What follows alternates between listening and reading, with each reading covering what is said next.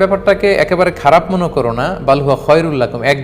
In a sense এটা একদিক থেকে তোমাদের জন্য ভালো যে আম্মাজান আয়েশা যে একজন মহিয়সী নারী, এটা আল্লাহ তাআলা প্রমাণ করে দিয়েছেন। আম্মাজান আয়েশা রাদিয়াল্লাহু তাআলা আনহা, তিনি যে পুত পবিত্রা, এটা আল্লাহ তাআলা কোরআনের আয়াত নাজিল করার মাধ্যমে আমাদেরকে জানিয়ে দিয়েছেন।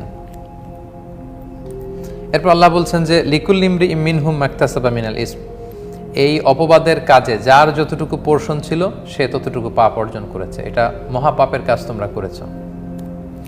ওয়াল্লাযী তাওয়াল্লা কিবরাহু, আর এই প্রপাগান্ডায় যে লিড দিয়েছে, বলুন তো দেখি কে লিড দিয়েছিল এই প্রপাগান্ডায়? মনে আছে আপনাদের তার নাম? জি, আপনারা ঠিকই ধারণা করেছেন, তিনি হচ্ছে মুনাফিক সর্দার আব্দুল্লাহ ইবনে উবাই ইবনে সালুল। আল্লাহ তাআলা তার কথা এখানে বলছেন যে এই প্রপাগান্ডায় যে লিড দিয়েছে, লাহু আযাবুন আযীম, তার জন্য কঠিন শাস্তি অপেক্ষা করছে, কঠিন শাস্তি